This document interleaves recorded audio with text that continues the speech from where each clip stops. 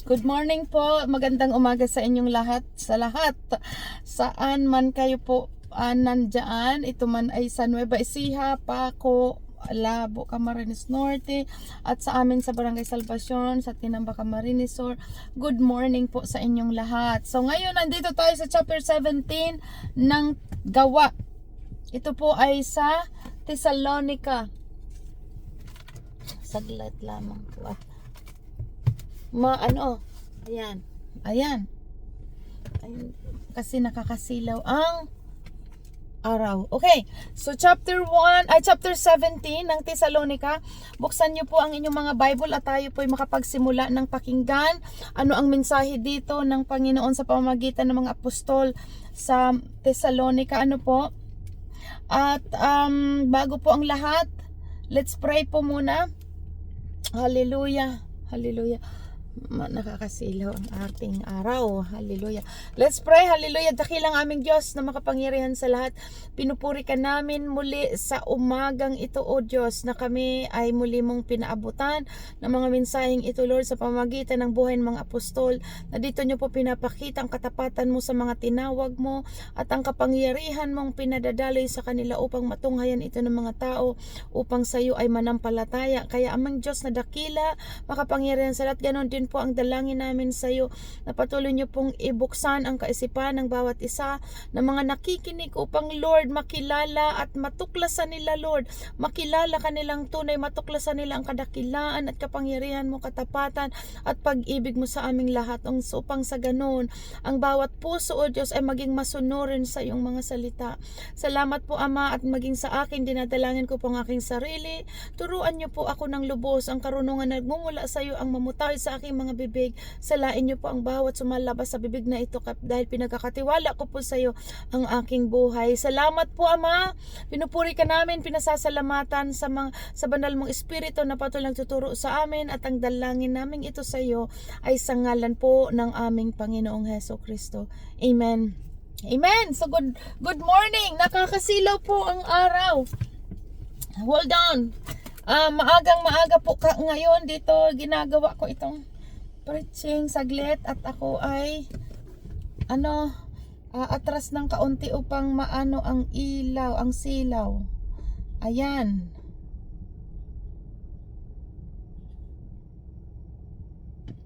Okay, chapter 17 ng Thessalonica ng Gawa. I'm sorry, sa Gawa, at nandito tinutukoy ang pangangaral doon nila Pablo, at ito po'y pagdaan nila doon sa Thessalonica. Magkakasunod po ito,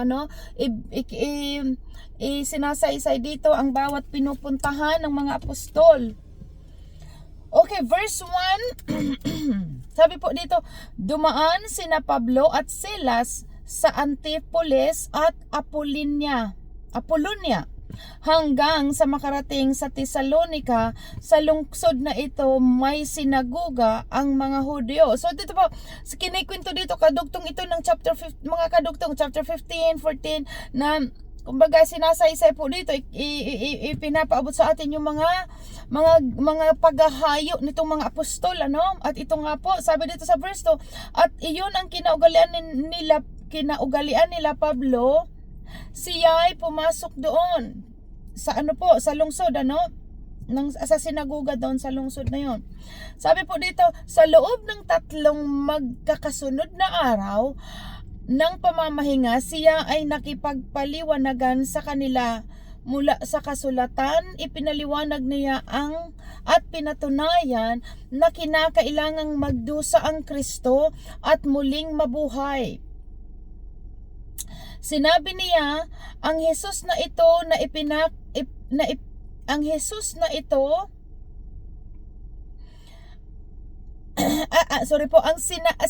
ang Jesus na ito na pinapahayag ko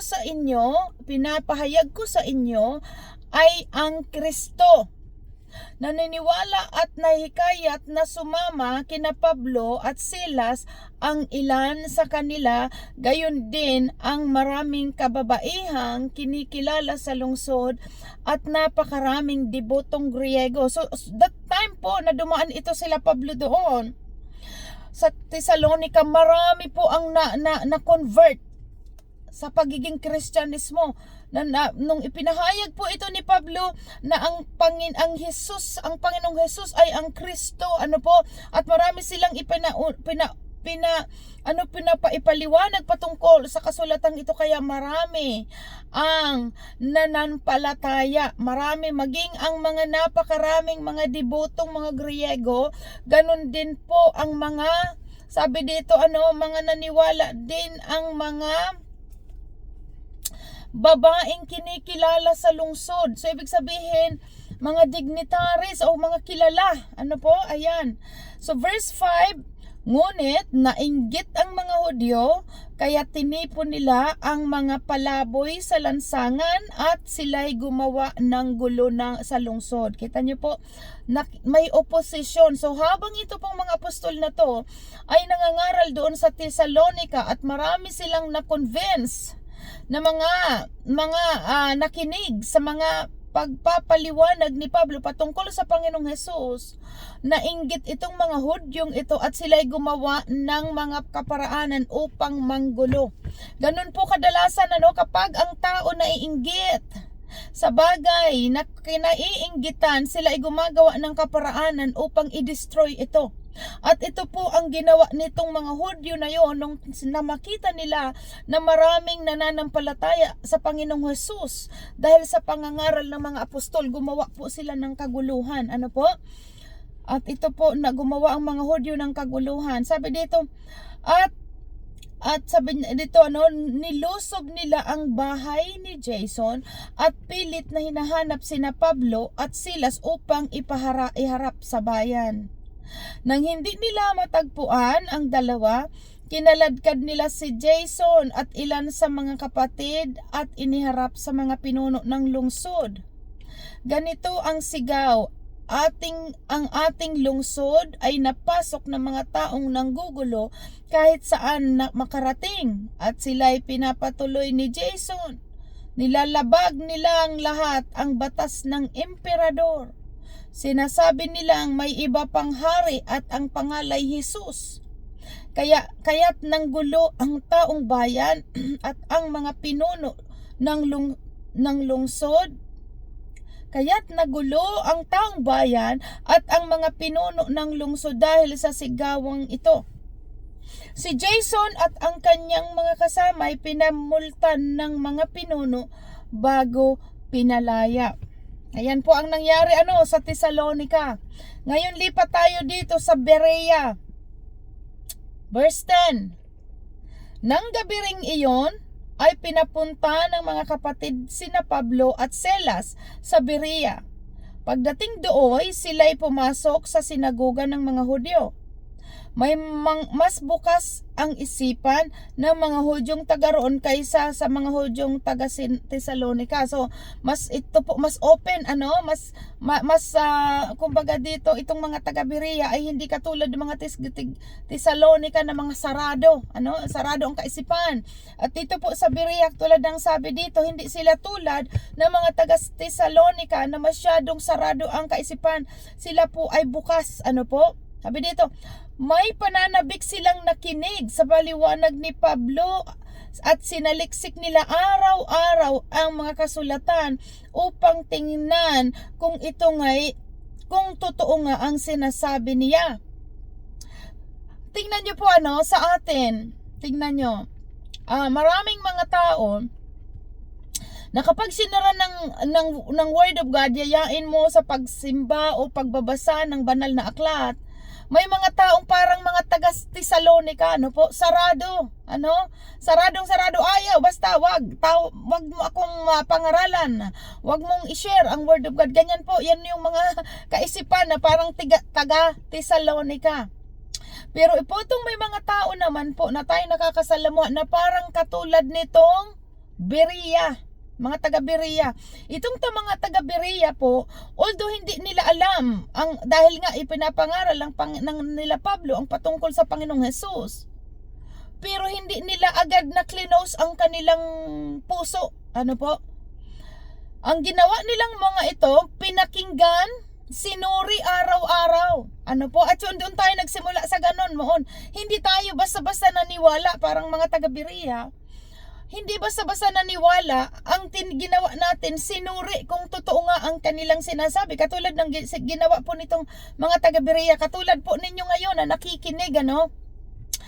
Kasi, ang Tesalonica nga, mailalarawan natin ito, pareho ng sa kapanahon ng mga nangyayari ngayon, ano? Kapag nag-akay tayo ng tao, may mga taong sarado, ay ayaw ko niyan. Di ba? Pero, yan po ang mga yan yung mga tinutukoy dito patungkol sa Tesalonica. Pero may mga tao naman na parang dito sa Berea, okay, tingnan ko, pinapakinggan ang Word of God, and then sinasaliksik. Ibig sabihin, inaalam. Hindi agad nagsabing no. Titingnan ko, pakinggan ko kung ito nga ay katotohanan. Ano? So, ito po ang ginawa ng mga taga-Berea. Ano? Sabi doon, mas bukas ang isipan ng mga Hudyong taga roon kaysa sa mga taga Tesalonica. May pananabik silang makinig sa mga paliwanag ni Pablo at sinaliksik nila ito araw-araw. So ibig sabihin, naandoon yung inuunawa talaga nila, inaalam kung ano nga ba itong ipinapangaral nila Pablo. Ano? Hindi sila nagsara agad, kundi inalam, pinakinggan, at sabi dito, sinaliksik nila araw-araw ang mga kasulatan upang tingnan kung totoo nga ang sinasabi niya. Kita niyo po, walang mawawala po kung ang tao'y aalamin kung ano ang patungkol sa salita ng Diyos. Hindi yung basta pag siniran mo ng Word of God, ay hindi kami sasama. Siguro ibang relihiyon, Ito po, sinaliksik nila araw-araw ang kasulatan upang tingnan kung totoo ang ang sinasabi niya. Sumampalataya ang maraming Hudyo roon, gayon din ang mga Griego, pawang, mga lalaki at mga babaeng kilala sa lipunan. Imagine niyo po, kung titingnan po natin dito mga babaeng kilala sa lipunan, ibig sabihin hindi lang sila basta-basta. Mga dignitaries, mga kilalang tao, matatalino, may mga pinag-aralan. Ano po? Sinuri nila ang salita ng Diyos at napatunayan nilang totoo, kaya sila po ay mga nanampalataya sa Panginoong Hesus. Kita nyo po? Verse 12, ulitin ko, sumampalataya ang maraming Hudyo roon, gayon din ang mga Griego, pawang, mga lalaki at mga babaeng kilala sa lipunan. Imagine niyo po yan. Kaya totoo po ang Diyos, hindi nagtatangi ng puso ng tao. Mayaman, mahirap, mga pinuno, mga alipin, naandyan ang salita ng Diyos, pero dapat inuunawa lang nakikinig kung ano ang ino-offer sa kanila at pinapaliwanag.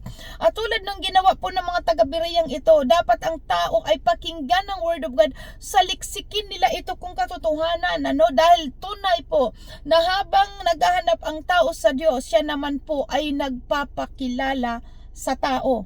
At ito ang nangyari sa mga kilalang tao, sa babae at lalaki kilala sa lipunan, sila po ay nanampalataya.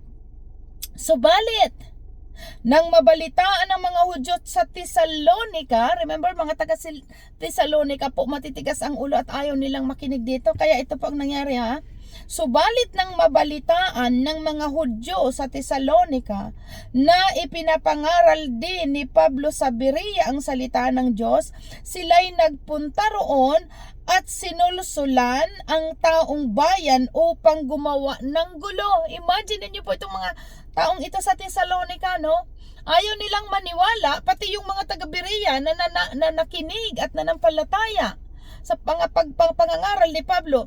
Ayaw nilang gawin nila yun na sumampalataya. Kaya anong ginawa? Dahil nga sa inggit, nagpadala ito ng mga tao doon upang guluhin ang mga taga sa Berea na nakikinig sa pangangaral ni Pablo. Sila'y nagpunta roon at sinulatan ang mga taong bayan upang gumawa ng gulo. Kaya't si Pablo'y dali-daling pinaalis ng mga kapatid at pinapunta sa tabing dagat. Ngunit naiwan sina Silas at Timoteo. Ang mga naghatid kay Pablo ay sumama sa kanya hanggang sa Atenas. Pagkatapos nagbalik sila sa Berea, taglay ang bili ni Pablo kina Silas at Timoteo na sumunod sa kanya sa lalong madaling panahon. Ngayon dito na po tayo sa Atenas, ano? Habang sina Silas at Timoteo hinihintay ni Pablo sa Atenas, napansin niyang puno ng mga Diyos-Diyosan ang lungsod, kaya't nabagabag ang kanyang espiritu. Kaya't nakipagpaliwanagan siya sa loob ng mga sinagoga roon sa mga Hudyo at mga Hintil na sumasamba sa Diyos. At sa sinumang makatagpo niya sa liwasang bayan araw-araw. Nakipagtalo rin sa kanya. Ulitin ko po verse 17. Kaya nakipagpaliwanagan siya sa loob ng mga sinagoga roon sa mga Hudyo at sa mga Hintil na sumasamba sa Diyos at sa sinumang makatagpo niya sa liwasang bayan araw-araw. Nakipagtalo rin sa kanya ang ilang mga pilosopong Griego na mga Epikurio at Stoiko. Nakipagtalo po, ganyan ang mga ayaw makinig sa salita ng Diyos. Magaling sila, gusto nila magdebatehan, debate, magtagisan tayo ng galing. Sa ganun po ang mga taong, alam mo yun pong mga tao talagang hindi nabubuksan, imbes na pakinggan ang salita ng Diyos, bagkus po ay talagang nakikipagdebatehan. Ito ang nangyari po dito, sabi dito, nakipagtalo rin sa kanya ang ilang mga pilosopong Griego na mga Epikurio at Stoiko. Totoo po, ang nakikipagdebate ang mga pilosopo. Tingnan po natin yung mga taong laging nang tutuligsa, sila po yung mga pilosopo, Ayaw naman talaga nilang pakinggan ang salita ng Diyos, kung di gusto lang mamilosopo. Kaya tatanungin ka patungkol sa Biblia, at kapag ikaw ay sumagot na patungkol sa Bible, andan na yung pipilosopohin ka na. So yun po, tinuruan tayo maging sa kapag nakaka-encounter tayo nitong ganitong mga tao, mas mabuti pang manahimik na lang dahil sarado po ang kanilang mga puso at isipan. Ayan, nakipagtalo. Ano ba ang sinasabi sa atin ng nagmamarunong na iyan? Sabi ng ilan. Sabi po nila ito kay Pablo. Sabi naman ng iba, nangangaral yata tungkol sa ibang Diyos, ibang mga Diyos. Sinabi nila iyon dahil nangangaral si Pablo tungkol kay Jesus at sa muling pagkabuhay. Same thing po sa atin. Kapag nag-share tayo ng Word of God, ang iniisip nila, bago tayo ng relihiyon, ibang Diyos ang ating ipinapangaral. Kaya sarado ang kanilang mga puso, ayaw nilang pakinggan. Katulad po nito, may nagsasabing, iyan ay nagmamarunong. Iyan ay nangangaral yata ng ibang Diyos. Yan po ang ganun ang mga taga-Tesalonica, at ganun din ang karamihang tao.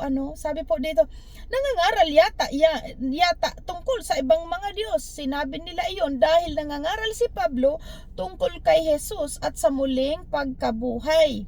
Siya ay isinama nila at iniharap sa kapulungan sa Areopago at tinanong, maaari ba malaman namin kung ano itong bagong aral na itinuturo mo? Bago sa aming pandinig ang sinasabi mo, kaya't nais naming malaman ang kahulugan nito.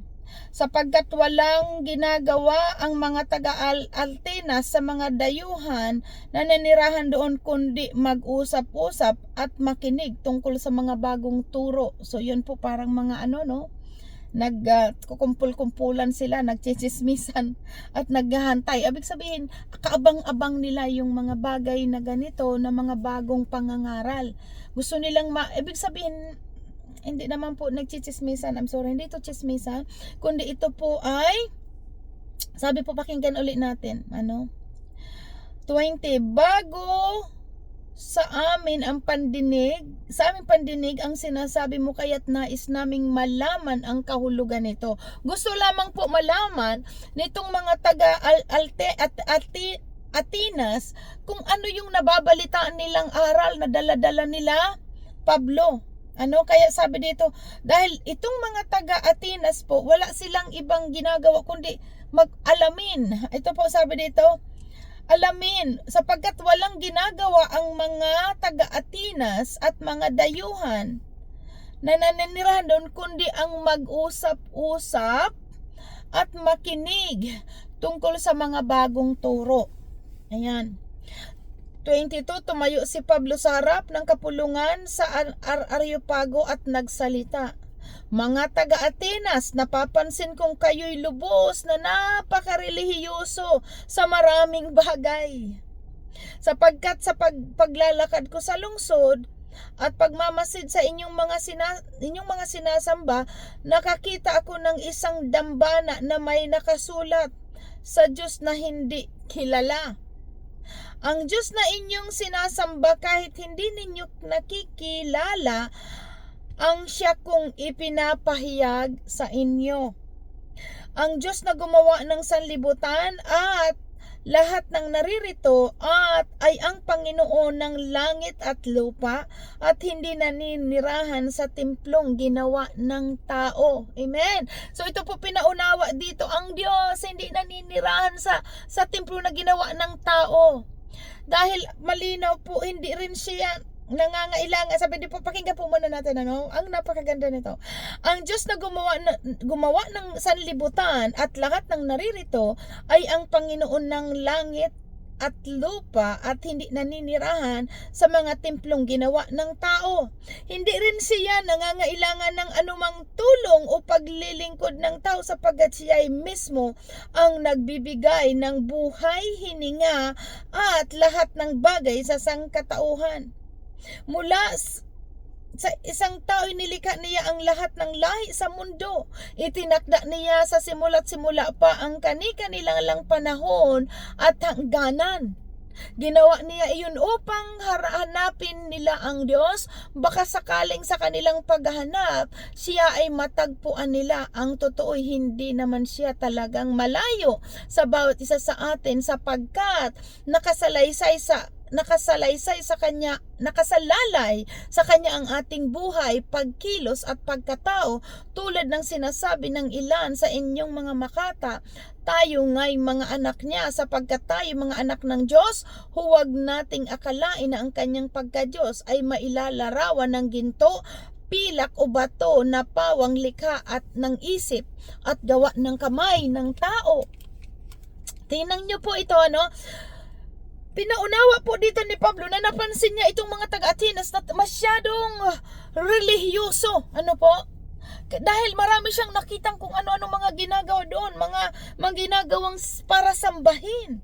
Kaya dito pinaunawa po ni Pablo, ang Diyos na ang gumawa ng langit at lupa ay hindi ito naninirahan sa hindi ito naninirahan sa mga templong ginawa ng tao. Malinaw po ito, pinaunawa sa atin ng salita ng Diyos. Ang Diyos ay hindi naninirahan sa mga ginawang templo. Ganun po tayo noon, ang akala natin, ang Diyos ay nasa loob ng simbahan. Diba? Hindi po. Ang simbahan ay lugar, ang templo, ang lugar kung saan nagtitipon-tipon ang mga anak ng Diyos upang ang Diyos ay sambahin. Hindi naninirahan diyan ang Diyos sa mga ginawang mga building. Dahil pinaunawa sa atin ang salita ng Diyos, ang Diyos ay espiritu at ang espiritu ng Diyos ay naninirahan sa ating mga puso. Hindi dyan sa ginawang building. Kaya doon din natin naunawaan na kung bakit tayo sa Living by Faith wala tayong church. Hindi natin ginugugol ang mga pera natin sa pagpatayo ng building dahil ginagamit natin ito po sa pagpapakain o sa paghahayo. Hindi po tayo against sa mga simbahan na magaganda. Okay yon. Kasi mayroon silang gano'n, na gano'n ang kanilang rin. Kumbaga, talagang may templo. Maging unang panon, may tinatawag na templo na kung saan doon nag-iipon-ipon ang mga mananampalataya upang doon papurihan ang Diyos, sama-samang sumamba at magpuri sa Diyos. Yan po ang templo. Pero pinapaunawa sa atin ng Diyos na binubukas ang ating kaisipan na hindi sa building o sa simbahan naninirahan ang Diyos. Katulad ng sinabi ni Pablo, ang Diyos na gumawa ng sanlibutan, verse 24, ito, ang Diyos na gumawa ng sanlibutan at lahat ng naririto ay ang Panginoon ng langit at ng lupa at hindi naninirahan sa mga templong ginawa ng tao. So malinaw po, dahil ang Diyos ay naninirahan sa ating mga puso. Kaya tinuturuan tayo ng salita ng Diyos. Kailangan magkaroon tayong malinis na puso dahil ang Diyos ay hindi yan nananahan sa maruming bagay kasi siya ay banal. Siya po ay talagang kaya inaayos niya ang ating mga puso at dito siya nakakapanatili sa ating mga puso kapag ang puso natin ay malinis dahil ay Diyos ay banal. Kaya pinapalinis natin ang ating buhay sa pamamagitan ng kanyang banal na salita. So malinaw po ito, verse 24, hindi nananahan ang Diyos sa mga pinagawang templo ng tao, kundi mayroon tayong mga templo, ibig sabihin mayroon tayong mga simbahan o mga building, iyon ay ginagamit na para mag-gathered, para magkasama-sama ang mga mananampalataya at sabay-sabay na papurihan at pasalamatan ang Diyos. Verse 25, hindi rin siya nangangailangan ng anumang tulong o paglilingkod ng tao sapagkat siya mismo ang nagbibigay ng buhay, hininga at lahat ng bagay sa sangkatauhan. Hindi siya tulad ng mga hari dito sa lupa na kailangan mong pag-anuhan. Sabi dito, ang paglilingkod kasi yung serving na para bang papapakainin mo siya or dudulutan mo siya. Kita niyo po ang mga amo. Ganon. Ganon po ang totoo, ang meaning ng paglilingkod dito na tinutukoy. Hindi yung para siyang amo na kailangan mong hahatidan ng pagkain, kailangan mo siyang pagsisilbihan nga na silbi ng mundo. Ano po? Hindi niya kailangan ang tulong ninuman. Amen. Purihin ang Diyos. Dahil siya ang pinagmumulan ng lahat ng bagay. Siya, even our life, even ang buhay natin. Siya po ang nagbigay at ito pa ang hininga natin. Siya ang nagbigay at lahat ng bagay sa sangkataon. So, He doesn't need anyone. Diba? Napakalinaw po doon. Hindi kailangan ng Diyos ang tulong ng anuman mula sa tao dahil siya sa Kanya nagmumula ang lahat ng bagay. Kaya katulad nitong mga bagay na kung ano-anong mga ginagawa na para lang ma-survive ang simbahan. Malinaw po, hindi kailangan ng Diyos ang tulong ng tao. Hindi niya nangangailangan ng advice. Hindi siya nangangailangan ng anuman dahil maging ang ating buhay ay Kanya. Siya ang nagbigay. Wala siyang kailangan na anumang bagay na material o anumang pagtulong sa Kanya. Bagkus ang kailangan ng Diyos, isa lang ang pinapaunawa sa atin at yun ang lagi niyang inuulit-ulit. Sumunod tayo sa Kanyang kalooban.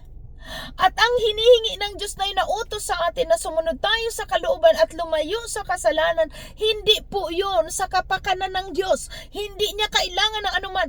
Kung tayo po ay sinasabihan ng Diyos, sumunod kayo sa aking utos at lumayo kayo sa mga kasalanan, hindi po yun para sa Kanyang kapakanan. Sinasabi yun ng Diyos na lumayo kayo sa pagkakasala at sumunod kayo sa aking utos dahil yun ang makakabuti sa atin. Dahil ayaw niya tayong nakikitang napapariwara. Ayaw niya tayong nakikitang nagiging miserable ang buhay natin. Bunga ng mga kasalanan. Kaya ulit-ulit ang Panginoong Hesus, lumayo kayo sa mga bagay na magpaparumi sa inyo, mga kasalanan, dahil ito ang magbibigay ng distraksyon, miserabling buhay ang dulot ng kasalanan. At hindi lamang yon, magdadala ito sa buhay na nasa ito ang magdadala doon sa impyerno sa tao, ang pagsuway. At ayaw ng Diyos ang sino man sa atin ay mapahamak dahil nilalang tayo ng Diyos hindi para parusahan, kundi nilalang tayo ng Diyos upang ipakita niya sa atin ang kagandahang loob. Amen? So ito pong tinutukoy dito ng Panginoon. Hindi niya kailangan ang anumang gawa ng tao na sa pamamagitan ng mga pagsiserve sa Kanya. Ang utos ng Diyos, sundin ang Kanyang kalooban. Amen? So ito po, at itong katulad ng nakikita natin, maraming nag-i-struggle ng mga churches o mga sino mang leader dahil ginagawa nila ang lahat para daw sa Panginoon, na kaya andoon na yung pagsusulisit ng kung ano-anong mga solicitation. Malinaw po, hindi kailangan ng Diyos ang tulong ng tao para masorbay ang church. Ang gusto ng Diyos sa ating lahat, sumunod lang tayo sa Kanya at Siya po ang magsusupply ng mga kailangan dahil kaya niya paunawa sa atin. Siya mula sa Kanya, nilikha niya ang lahat ng bagay. So nasa kontrol ng Diyos ang lahat. Kaya niyang magpabukal ng tubig sa gitna ng disyerto. Pinaunawa po ito at nothing is impossible, and I know nararanasan po natin ito na gumagawa ang Diyos ng mga imposible, ginagawa niyang posible na makita natin upang maintindihan natin na Siya po ang Diyos na nakagagawa ng kaparanan dahil kontrolado niya ang lahat ng bagay. Verse 26, mula sa isang tao'y nilikha niya ang lahat ng lahi sa buong mundo. Mula kay Adan at kay Eva, nagsimula po ang lahat ng sangkatauhan. Amen? Sabi dito, mula sa isang tao nilikha niya ang lahat ng lahi sa buong mundo. Itinakda niya sa simula pa ang kanilang panahon at hangganan. So may hangganan. God knows everything. Kaya dito po na ang ating kalooban. Napapanatag na itong Diyos natin na ito, kapag sinusunod natin ang Diyos, totoo nga po na Siya ang nagkukontrol ng lahat at ang ginagawa niya sa atin ay sa ikabubuti natin. Amen? Ginawa niya iyon upang hanapin nila ang Diyos. Baka sakaling sa kanilang paghanap Siya ay matagpuan. Ang totoo, hindi naman Siya talagang malayo sa bawat isa sa atin sapagkat nakasalalay sa Kanyang ating buhay, pagkilos at pagkatao.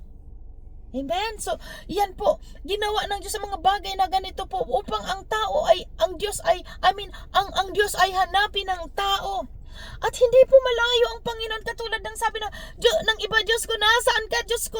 Bakit ganito ang kalagayan ko? Ang katotohanan, tulad ng salita ng Diyos, hindi naman talaga Siya malayo. Siya po ay nasa ating puso. Amen? Anywhere pwede kang magmanalangin, kausapin ang Panginoon dahil hindi Siya malayo. God is a spirit na covered niya ang apat na sulok ng mundong ito, na hawak niya po ang kalangitan, maging lahat ng kailalim-aliman, kataas-taasan, dahil God is the creator God at ito po ang ating Diyos. Amen? Sabi dito, tayo'y mga anak niya sapagkat tayo'y mga anak ng Diyos, huwag nating akalain na ang Kanyang pagka-Diyos ay mailalarawan ng ginto, pilak o bato na pawang likha ng isip at gawa ng kamay ng tao. Ito po yung mga sinasambang mga Diyos-Diyosan na inilililok ang mukha, inaanyuhan na mukha yung kahoy o yung ginto o yung bato, and then ipapatong sa altar, and then luluhuran. Ito pong sinasabi dito, hindi pwedeng ganun ang gawin natin dahil ang Diyos po, hindi Siya ganun. Hindi Siya pwedeng gawin ng kamay ng tao. He is Almighty God, the Creator ng heaven and earth, and then gagawa ang tao ng isang bagay, and then yun ang sasambahin. Kaya pinaunawa po dito, sapagkat tayo'y mga anak ng Diyos, huwag nating akalain na ang Kanyang pagka-Diyos ay mailalarawan ng ginto, pilak o bato na pawang likha ng isip at gawa ng kamay ng tao. Nag-i-imagine yung panday, or sino mang mga gumagawa ng revolto or anything, nag-i-imagine yung panday, ano kayang itsura ng gagawin kung ito, katulad na nabanggit dito, and then matapos na maanyuhan, parang taong anyo, ipapatong sa altar at luluhuran. Ito po ang sabi po dito, wag nating akalain na ang Kanyang pagka-Diyos ay mailalarawan ng ginto, pilak o bato na pawang likha ng isip at gawa ng kamay ng tao. Ayan. Sa mga nagdaang panahon ay pinalampas ng Diyos ang di pagkilala sa Kanya ng mga tao. Ngunit ngayon, iniutos niya sa lahat ng tao sa bawat lugar na magsisitalikuran ang kanilang masamang pamumuhay. Ngayon, this is the time. We know God is coming very soon at hindi po ito talaga mailalad sa ating mata. Just few days ago, although nandito po ako sa Canada, nakita natin po na ganun sobrang baha dito po sa amin sa Toronto nangyari last week. Never in the entire history ng Toronto po na magkaroon ng matinding baha. At nangyari dyan sa Pilipinas few days ago. Pinapakita ito sa atin ng Diyos upang sabi dito, upang ang tao'y hanapin ang Diyos. Ano po? Marami siya mga pinapakita mga nangyayari, kaganapan sa sanlibutan upang ang tao ay matutong hanapin ang Diyos at tumalikod sa mga kasalanan that we know. Pinauna ito sa atin ng Diyos bago siya dumating, magkakaroon ng matinding paghihirap ang sanlibutan ito upang ang tao ay matutong manumbalik sa Diyos bago ang lahat. Bago mahuli ang lahat. Sapagkat, verse 31, sapagkat itinakda niya ang araw ng paghuhukom sa sanlibutan at ito'y buong katarungan niyang gagawin sa pamamagitan ng isang tao na kanyang hinirang. Tinutukoy po ang Panginoong Hesus. Pinatunayan niya ito sa lahat ng muli niyang binuhay. Ang taong iyon, tinutukoy ang pagkatao ng Panginoong Hesus, Dahil nandito siya sa lupa, siya po ay tao. Kaya tinutukoy dito, binuhay ng Diyos ang Panginoong Hesus. Amen? So ito po, nang marinig nila ang sinabi ni Pablo tungkol sa muling pagkabuhay, tinuya siya ng ilan. Ganyan po, mangaral tayo ngayon. Sa iba na malapit nang dumating ang Panginoon, kailangan magsisi kayo, kailangan tayo makafocus sa salita ng Diyos, kailangan makinig. Ano po? Iniinsulto baga? So noon po ito nang ginagawa ng mga tao doon. Nang marinig nila ang sinabi ni Pablo tungkol sa muling pagkabuhay, tinuya siya ng ilan. Ganyan, maraming mga pilosopo. Mag-share tayo ng Word of God. Anong sasabihin? Baka naman kayo lumampas na sa langit. Lagi kayo nagbibiblia, Biblia, praise the Lord, amen. Diba? So, ito po, merong mga pilosopo, pero sa inyo at tulad sa akin, tayong lahat, alam natin na buhay ang salita ng Diyos. Alam natin na naranas ito at hindi lamang ito na natiling salita. May mga prueba tayo nakikita at alam natin na kinakausap tayo ng Holy Spirit at tinuturo ang lumakad sa matuwid na pamumuhay. Yan po ang proof na totoo ang kapangyarihan ng Diyos dahil walang makakapagbago ng sariling buhay sa sariling kanyang lakas. Kundi dahil nakikita natin ang kapangyarihan ng Diyos, ang Espiritu ng Diyos na ating tinanggap, siya po ang nag-i-able sa atin na makasunod sa kalooban ng Diyos. Sa bawat pag-aaral natin, nire-renew nito ang ating isipan at ating puso at unti-unti tayong nababago sa pamamagitan ng salita ng Diyos. Pero itong mga pilosopong ito po, sarado ang puso nila katulad ng mga taga-Tesalonica. Dito hindi nila napapakinggan ang salita ng Diyos dahil wala silang ibang iniisip. Tuligsain ang mga nangangaral. Bakit? Kasi ang puso nila ay puno ng pagkainggit. Inggit. Naiinggit sila dahil maraming nakikinig kila Pablo. Maraming sumasampalataya sa mga aral ni Pablo patungkol sa Panginoong Hesus. Kaya doon sila nag-iisip ng paraan kung paano i-destroy ang mga ginagawa nila Pablo. But ito po, salamat sa Diyos. Pinaunawa sa atin na kapag kasama natin ang Diyos, walang makakalaban sa atin. Amen? So ayan. Ayan po, nais naming sa 32, nang marinig nila ang sinabi nila Pablo at tungkol sa muling pagkabuhay, tinuya siya ng ilan. Sinabi naman ng iba, nais naming mapakinggan kang muli tungkol dito. Ayan.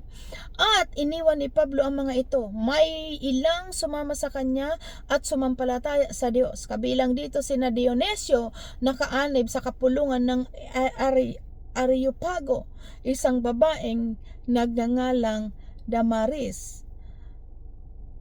At mga iba pa. Purihin po ang Diyos. Salamat sa kanyang mga salita. Hallelujah. Let's pray. Sana po nagdulot ito na naman sa atin ng aral at napakaganda pong pakinggan at pakinggan nyo ulitin nyo. May mga Bible kayo, ulitin nyo muli. Or, bukas again sa chapter 70, ngayon 17, bukas 18, continuous, magbasa po tayo. So, okay, let's close in prayer. Hallelujah. O dakilang aming Diyos sa langit na makapangyarihan sa lahat, maraming salamat po sa iyong mga banal na salita na patuloy nagpapaunawa sa amin, nagbubukas ng aming mga kaisipan. Salamat po Ama dahil ikaw ang Diyos na patuloy nagbubukas ng bawat isipan ng bawat sa amin, at lalo naming nauunawaan ang mga salita mong ito, O Lord, at kalalong nananampalataya kami sa kadakilaan at kabutihan mo sa aming lahat. At Lord, tulad ng sabi mo nga sa amin, kung kulang ang karunungan ng sino man, humingi kami sa iyo.